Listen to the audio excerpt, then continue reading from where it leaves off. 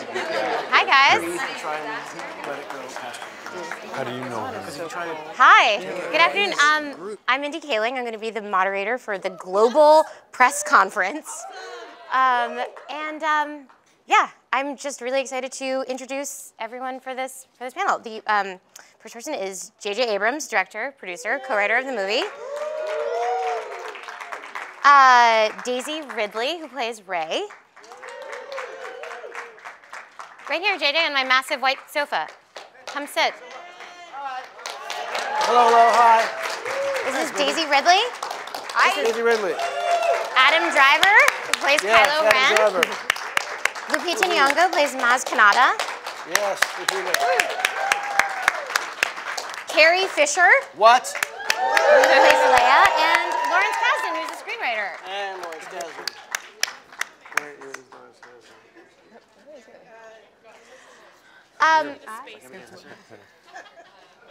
Okay.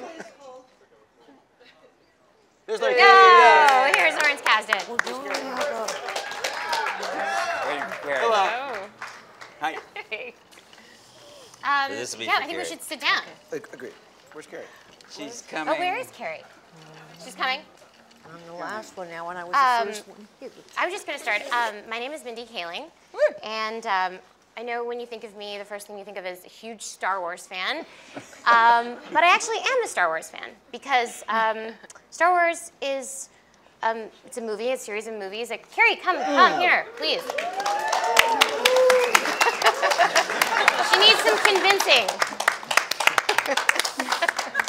Here, right here. Sure, right next to you. Before and after. Oh, Carrie Fisher. Carrie Fisher. Well, I was just saying the reason I love Star Wars is that I think it defines genres. I think that parts of it are better than any romantic comedy you could watch. It's an action movie, it's a buddy movie, there's interspecies friendships. In fact, it's everything except those boxing movies that come out every holiday season. It really has everything. And I thought I would just tell you guys a little bit more about it. I'm here to run this press conference for a movie that needs no introduction, but I love to talk, so I am going to say a little bit more. On May 27th, 1977, George Lucas's Star Wars opened in US theaters. No one could have predicted the huge impact the imaginative movie would have on people, not just on audiences of the time, but generations to come. The film went on to garner 10 Academy Award nominations, spawn the birth of the visual effects industry, and rewrite the future of filmmaking and filmmakers. The Force Awakens begins a whole new chapter in this storied saga. Good luck, JJ. And while doing research on this, I saw every interview that these guys have done, and I talked to JJ, and I didn't want to ask them any questions that you could just Google the answers for. For instance, if you asked Daisy Ridley how she felt when she was cast, she's going to say, very excited. So I thought I would ask them questions that I've never heard. Oh, yeah. Actually, Adam Driver, you were like, never seen them, not a fan, which I thought was pretty edgy. Okay, never mind. So, JJ, I thought I would start by asking you the question I think everyone wants to ask you, which is, aren't you rich? Why did you want to do these movies? Don't you have a hot wife who doesn't need you to be in Abu Dhabi for 4 months at a time? You want to borrow money from him or something? I need $50,000 for an invention. I'll talk to you about it later, but... An app. You know. Here's the thing. This is a project that I felt incredibly lucky to be asked to be a part of. And I think I speak for all of us, except for maybe Harrison, when I say this was not a job. I'm kidding. Harrison, was unbelievable. But the process of this movie, to a person on the crew, to a person on the cast, this was not a job, and it was nothing that I think any one of us took on because it was a gig that was available. It was something that felt like a true passion and something that every single person brought much more than any of us could have expected. And so I do honestly feel honored to be part of this group. Excellent. Who was the most difficult actor to work with?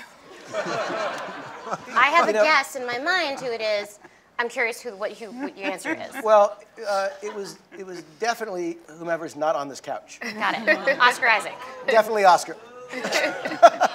No. It was everyone was shockingly and eerily wonderful to work with, and to get to work with people like Carrie and Harrison and Mark and people who I was a fan of since I was 11 years old, and also actors like Lupita and Daisy and Adam and John. It was so much fun to see them work together and to see how that alchemy came out, and it was really a spectacular and fun thing every day on set. That's a great answer. Carrie, I have a question for you. I'm a big fan of your writing.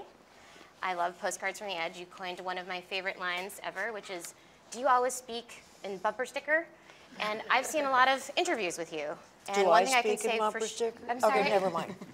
One thing I can say about you is that you do not speak in bumper sticker. And I think it's because you get asked a lot of stupid questions. Actually. No, that's silly. And I was going to ask you, you have an amazing sense of humor. Do you think that Princess Leia has a good sense of humor? She would have to. Wearing those hair pieces and, well, you should know that.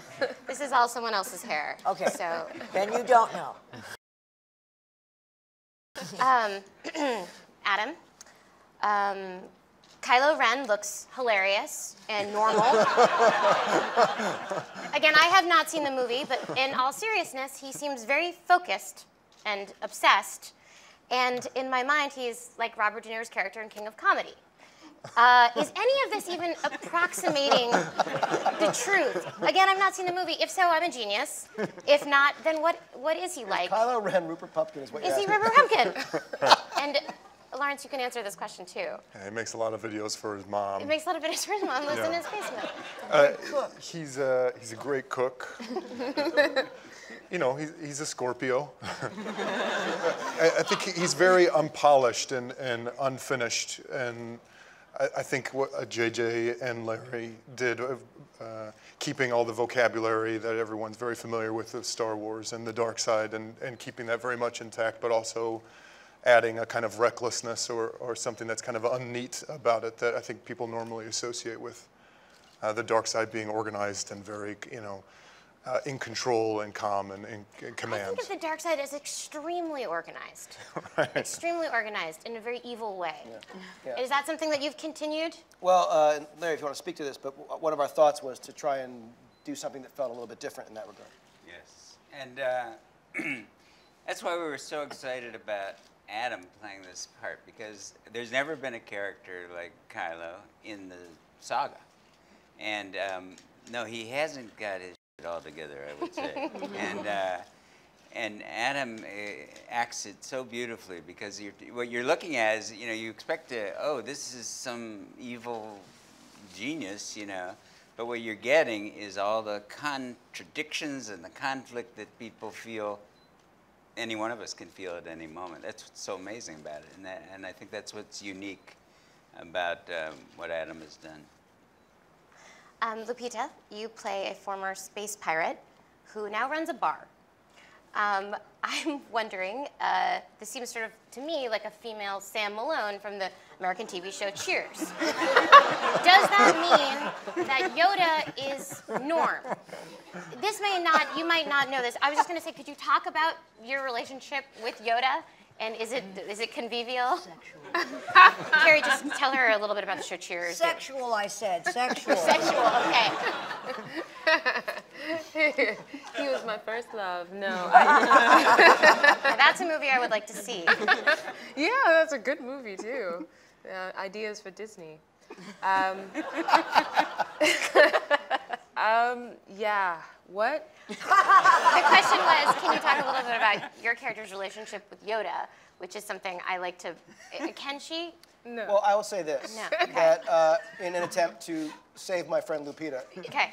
from this slightly Idiotic awesomely geeky question, which is that I do believe that Maz and Yoda at one point had crossed paths, but that is not something, of course, due to the events of past films, happens in this one. Okay. Okay. Yeah. What do you say? Yeah. Exactly. You recently were in a play in New York City, and I'm wondering what the experience was acting with other actors versus what I can only imagine in this was at sometimes a very solitary experience shooting this movie. And Well, yeah. Fortunately for me, JJ had me be a part of principal photography. So my very first experience of motion capture was on the actual sets with the actual actors. So I am eternally grateful to him for giving me that because it was a great way to get into this wonderful, crazy thing called motion capture. I got to be on those sets and see those things and feel them, and the art direction in this, there's so much detail, even when you're standing on that set, it's mesmerizing, and I think audiences are going to be, they're going to have a very immersive experience, much like we had filming it. And so it was good to have that, and the physicality is something that then carries on into theater for sure. And that was the thing that attracted me to the idea of playing motion capture, the idea of working on a character that wasn't limited by my physical circumstances, and I could work with my body in new ways, and I've continued that onto the stage. If I can just say one thing that Lupita would not, which is that she was remarkably tireless and willing to experiment with different versions of this character. And it was kind of an amazing thing to discover over various iterations of Maz, what she sounded like, how she moved. It was really, I've never been through this before with an actor where we got to discover again and again and again kind of how to better tell the story we were telling. And it was just, I always felt guilty every time we started up another session, we did some reshoots, we did some work, and every single time Lupita was willing and game and deeply committed and into finding Maz Kanata's voice, and I'm just eternally grateful. Thank you, JJ. It's confirmed something I came into this thinking, which is that Lupita Nyong'o is a good actress. I was shocked to discover she's a spectacular actress. It never crossed my mind. Daisy, I know we have questions from everyone here, but I have a question for you, which is athletes have a walk-up song, which is when they're entering an arena, they have a song that they've chosen to like pumps them up and expresses who they are. Ronda Rousey's is Joan Jett's song Bad Reputation. And I was wondering what your character's walk-up song might be. I actually have one. Oh, I'm so excited. And not to advertise Disney anymore, but it's Mulan, I'll Make a Man Out of You. I'll Make a Man Out of You is your walk-up song? Yeah, I used to play it in the trailer before I went on. Can we hear a little bit of it? Oh my gosh. Mr. I'll make a man out of you. It's iconic, guys. Thank you, Ridley. Nicely done. So I think we should open up the questions. I have more, but I'll pop in inappropriately. Yeah, please. Okay. You, sir, with the glasses. Okay, guys. Thank you for letting me come to this. My question is for Mr. J.J. Abrams. What was the most important thing to bring to The Force Awakens from the original trilogy to you? When Kathy Kennedy and Larry and I started talking about what this was at the very beginning, the fundamental question was, what did we want to feel? And what did we want people to feel when they came to this movie? And that was really the beginning of the discussion. And the answer was the kind of sense of discovery, exhilaration, surprise, the comedy that George Lucas put into Star Wars kind of was, for me, the thing that made me love the movie. But when you look at all the things that he got right, it's impossible and stunning. And so for us, at the very beginning, it was really about knowing why we were telling this story. And it was to give people that sense of possibility and magic that we all felt when we first saw the original Star Wars. But I will just say that this is all to tell a new story, meaning it's not a nostalgia trip. We had to go backwards in order to go forwards. And if you look at 4, 5, and 6, those are stories that continue. This is 7.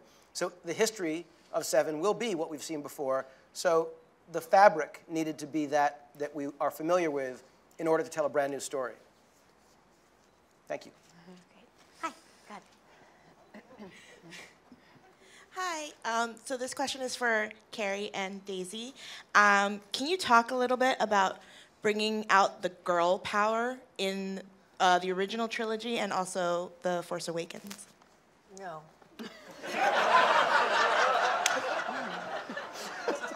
Daisy? Sorry? No, you began this whole thing. I am the beginning of girl power. Yes. Deal with it! No, I got to be the only girl on the all-boys set, which was really fun. You know, to put things in their drinks and stuff like that. We drank through the whole trilogy in the beginning. This was a sober set, so that's what JJ brought to this, was sobriety. Girl power, she's more powerful in the girl power. Yes, I'm louder than you. So she takes on the physical power, and then I scream at them until they pass out. Not scream, I make fun of them. You know, that was what was really fun about doing anything that girl power-esque, is bossing men around. I know a lot of you women out there haven't done that yet, and I encourage you to do so later this afternoon. Over there, okay. Would Daisy get to answer? No? Oh, wait, Daisy, please. Sorry. Yes, exactly. Oh, God. Well, obviously, Princess Leia and Carrie is a source of inspiration for girls for the past 30 years. And I'm definitely not quite there yet, but I hope Rey will be something of a girl power figure. And I think with writing like JJ and Larry's, and with a story of which she is woven into richly and holds an important role, I guess there's no other way except to say that she will have some impact in a girl powery way. I'm so not eloquent, sorry. She's brave and she's vulnerable and she's so nuanced. That's what's so exciting playing a role like this. She doesn't have to be one thing to embody a woman in a film. And for me, she's not important because she's a woman. She's just important. It just so happens that she's a woman. Like, she transcends gender. She's going to speak to men and women. But obviously, we were started with Leia, and Leia's still there kicking ass. We got Maz kicking ass too. So it's wonderful to be part of, obviously with Kathy at the helm as well, a wonderful crew and cast of wonderful women. Hi. I just want to say, Carrie, you were my first role model when I saw it at 7 over here. Oh, I'm your first role model? That's what I most drew upon. Anyway, for JJ, you're usually very secretive around your films. Was it heart-wrenching for you to let go of some of the footage in the film? No. The contrary, actually. It was something that while we were working on the movie, I realized how engaged with the fans and forthcoming Lucasfilm had always been. And my nature, which is to keep things quiet, was something that I was certain we were going to have fights about, and my wanting to keep the audience surprised when they went to see the movie. But Disney, to my shock, was arguing to not ruin, not reveal, not show every story beat. And we've all seen trailers for films that literally show you the movie in Cliff's Notes form, and then you go to see the film and you're like, yeah, that was literally the movie. I saw it in a 2-minute, 10-second piece. So I was very grateful that Disney actually took the lead on trying to keep things quieter. And obviously I ask all of you, who we are incredibly grateful for your being here, that when you do see the movie and hopefully talk about it to your fans and readers and stuff, that we maintain some level of surprise for people who get to see the movie and don't have it ruined for them just because it's finally been released, which I cannot wait for, by the way. It's such a special film because my husband forbid me to see the film by myself. Because he said it's an experience that we have to experience together because we're both Star Wars fans. Yeah, but listening to Carrie, you should just boss him around and tell him you'll do what you want.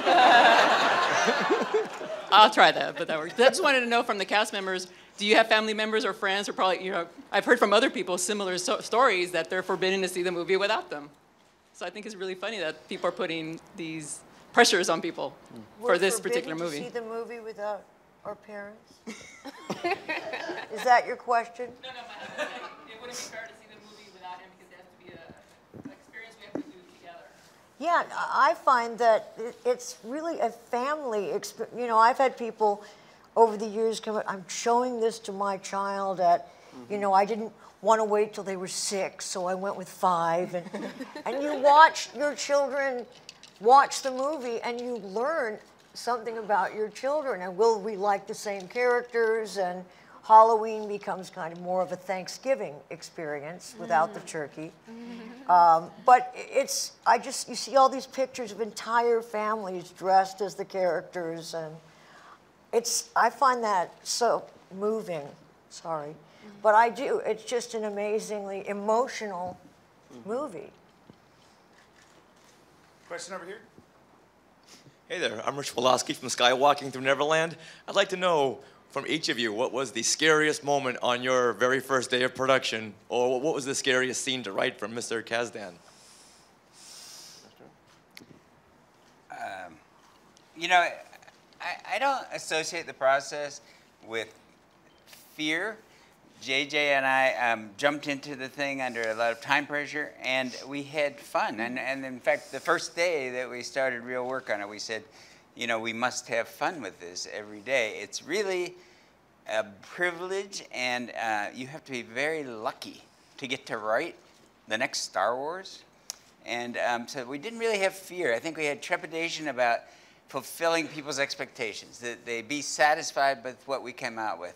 But we didn't want them to know what we were going to come up with, and we wanted that this moment that's coming up next week would be a fresh moment for as many people in the world who were interested in it. So that's the only pressure is, can you do something that's worth that much anticipation?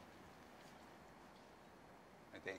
Thank you. How about from each of you from the cast? What was the scariest moment that first day of your first day of production?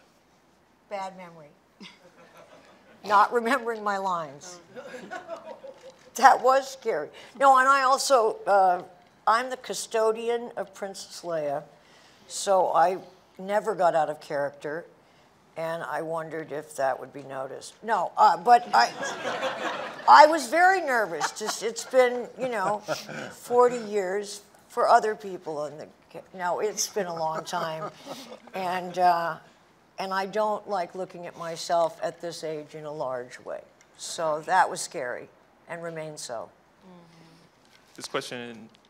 Are we going through? Lupita, please. For me, it was playing a motion capture character. This was something completely new to me. And walking into a room, I had to do this thing where they had to take my picture from all directions at one time. And I had to stand in the middle, and there was 360 cameras all around me. And that freaked me out.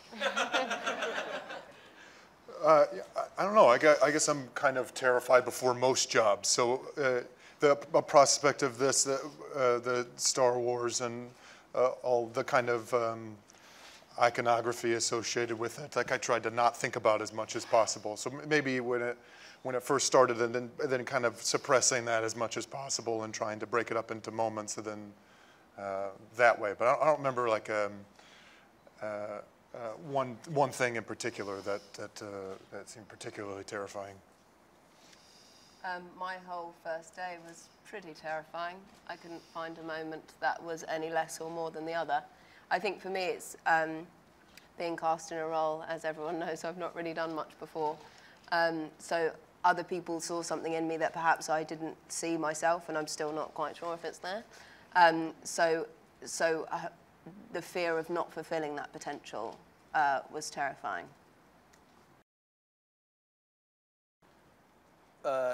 Just listening to what Lupita was saying, it just reminded me, people have said to me, I don't understand, you cast someone so beautiful as Lupita, and then you had her be a motion capture character, and I think, would it be okay if she were ugly? Like, what like, yeah. Anyway, I cannot wait for you to see the work that everyone on this couch has done in the movie.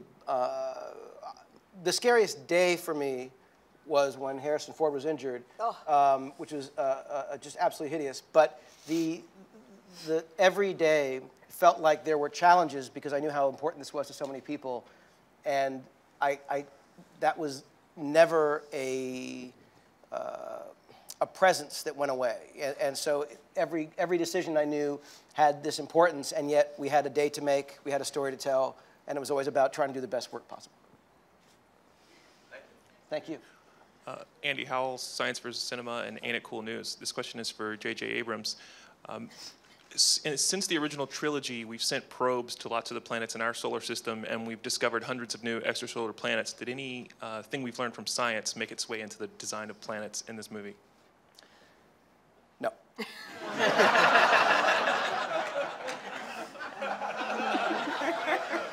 What about math? Math? Anything from, English? You take that question. You go for it. Okay, yeah. No. Question here.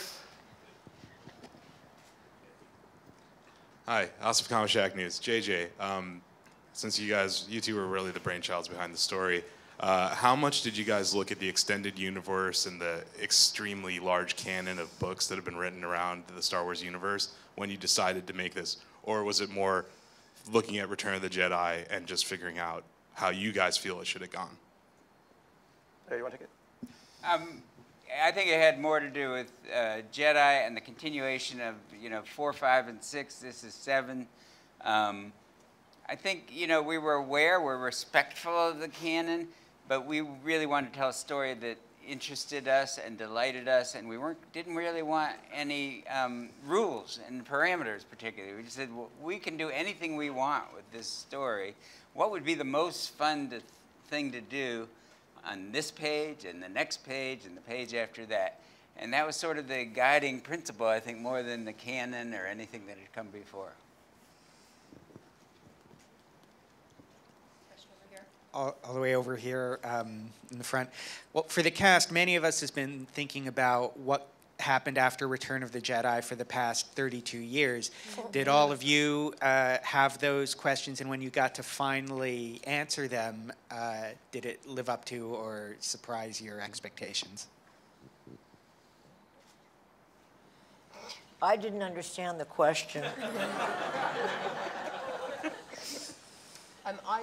I wasn't a huge fan of the whole thing. I'd seen them and I had kind of interest, but I missed the Star Wars boat as it was. So I didn't wonder that so much. But even so, it was very exciting finding out what did come after Jedi. Yeah, I would say that that it's still called Star Wars for me was really, and that sounds, but it's in a way it's 30 years later, but the exact same things are going on in a way, which I thought was so telling of, so true to life that even though I feel that's we have such short memories of huge, events and mass genocide, and then we kind of forget about it, it seems, and there's still the same people are in charge, and the same group of people, younger, older, everyone comes on and feel that their problems are unique, and then it's all a cyclical thing, and it seems like finding these people, and a lot of things have changed, like the setting, but really the circumstances are the same, I felt was very true, and that for me was what I took for, well, less plot points and like, oh, I always knew that, Leia would be doing this or Solo would be doing this, more like nothing really changes. That answered your question. Yes. Question here? Hi guys, this is for JJ and Lawrence.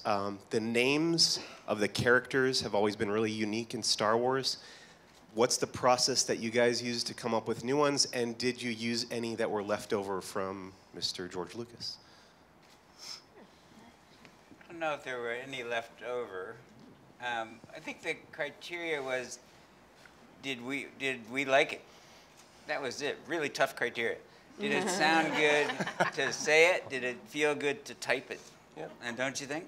Yeah, and a lot of names came and went and some names stuck.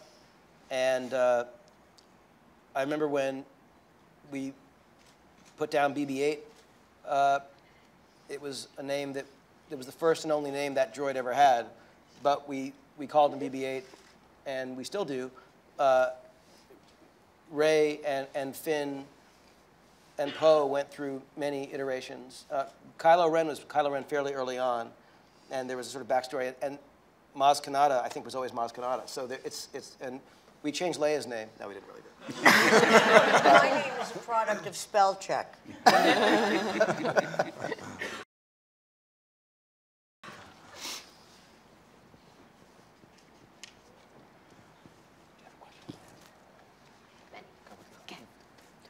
Hi, this question is for JJ.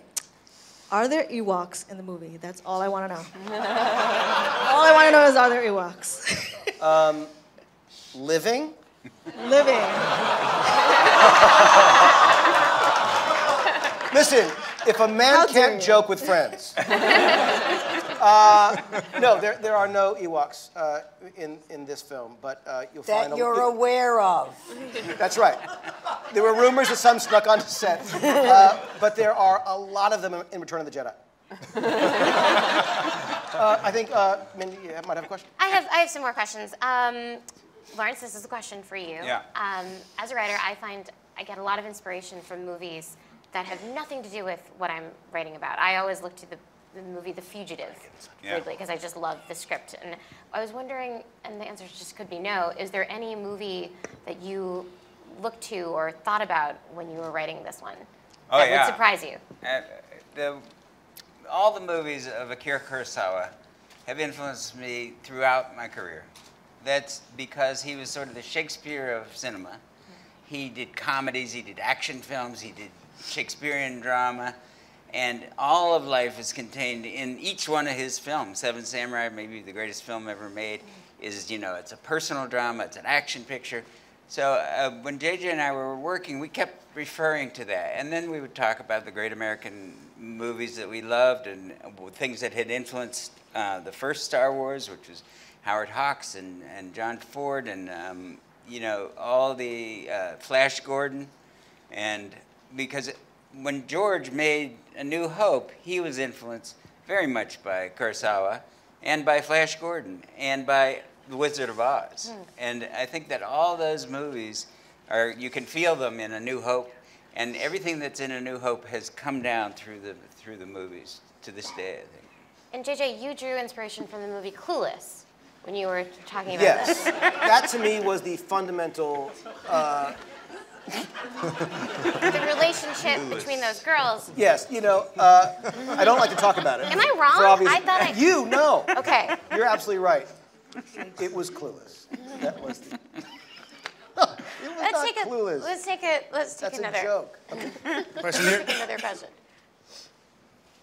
Hi, this question is for Adam. Star Wars has a legacy of really great antagonists. Can you talk about carrying that forward with Kylo Ren? Well, I think a lot of it's not beyond my control, I would say. Again, I feel like I was so aware of the movies, and like my friends' kids now, they don't know anything about, they haven't seen the movies, but are somehow so aware of everything that happens. And I think that's how I was introduced to them, through like the merchandising and the toys and you know, stormtrooper helmets and things like that. And so I feel like we tried to not think about that as much as possible. And then I remember early on we not think of him being bad or evil or a villain, and try to make something that was more three-dimensional, because that to me, when we were talking originally, seemed more dangerous and more unpredictable. Someone who feels morally justified in doing whatever they need to publicly kind of state that what they're doing is right, seemed kind of something more active to play than just being evil for the sake of it. It's not really fun to play, I guess. Adam, I was going to ask you, you've worked with two of my friends. One of them is Lena Dunham, and one of them is J.J. Abrams. Are they in any way similar?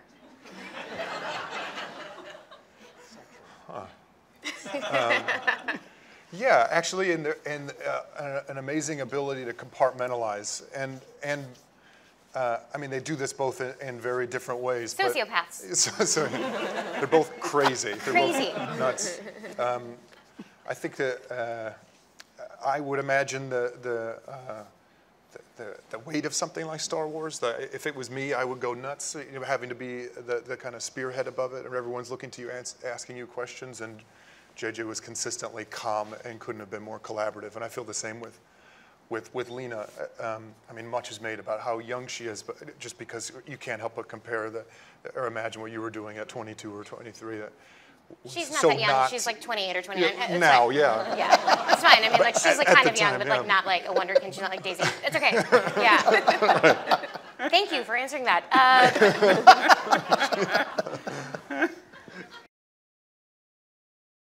Okay. Hi, guys. I love to state at the end of the credits of every movie, so I'm just wondering, is there an Easter egg or an extra scene at the end of this that we should look forward to? No, there's not. There will be now, though, right? All the scenes are actually in the movie. He likes to do the end of the credits to see if there's a scene at the end. It's like outtakes. I have a question about costumes. Okay, my first question is for J.J. Abrams. Which was the most difficult costume to put together? And then for each of the characters, I'd like to know how long it took you to get into costume. So the costume that was the most challenging, I think, for us to arrive at, and Michael Kaplan, the costume designer, I cannot wait for you to see what he's done in this movie. There are so many cool, and many you have not seen at all, costumes that are extraordinary. The most difficult one was Kylo Ren, and we went through, I don't know how many hundreds and probably thousands of iterations and different versions. And one of the great things about that was, over the course of that, the costume for Captain Phasma was designed that was actually pitched as a Kylo Ren costume originally. And for story reasons, it didn't make sense and didn't work. But we suddenly realized, oh my God, this is one of the greatest looking costumes I've ever seen. And he, then she, became one of my favorite characters in the movie. But the design of Kylo Ren was the most difficult one. And when we finally saw the mask and the beginning of that design, it was really instantly clear that was the winner. And I'm very grateful to Michael and his whole amazing team. Was there a question about how long it took to get into the costume? 20 minutes? Does that seem long or short? That's amazing. Obviously, I had, well, because putting the arms things on and everything takes a while, and the wraps and everything. Had a wonderful woman called Carrie helping me. I think the first time took like an hour and a half, then we got it down to like 20 minutes, I think. For me, it took about, well, my costume, I didn't have a costume because I was a motion capture character, but to get suited up took about, in the beginning, it took like 2.5 hours, maybe 3. And then by the end, we had it down to about an hour 15. Lupita had dots on her teeth. Yeah. Like everywhere. She had dots all over the place, and it was, I actually, not until today have I met her without dots. It's fantastic. I'm still finding them in things, like in shoes.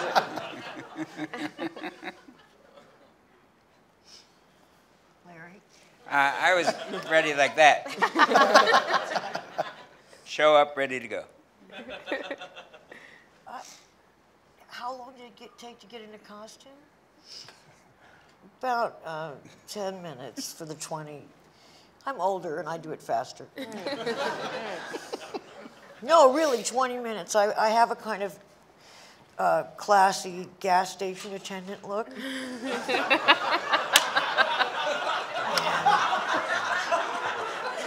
That's not funny. So that doesn't take long to put on. That's my favorite thing, of a classy gas station. Well, look at it. Or I could say I was an airplane repair person with a nice vest over that and different hair than most airplane mechanics would normally have. The end. Last question. There's been so much amazing publicity for this film, lots of hype and product tie-ins and SNL sketches and all kinds of stuff. And this weekend, Carrie's amazing interview on Good Morning America went viral. And that's been my favorite piece so far. So I wanted to ask if we can expect to see Gary as some kind of long-tongued alien in the film. I wish. I begged JJ. And Gary was willing to sleep with JJ to get into this movie. And I mean nap, but still. Yeah, that was the enticement. That's why it didn't go forward. And on that note, I think we have to bring up the second group of performers and actors. Guys, thank you so much. Thank you. Good. Thank you very much. I mean, bad. See you soon. They're bringing Gary. Thanks, everyone.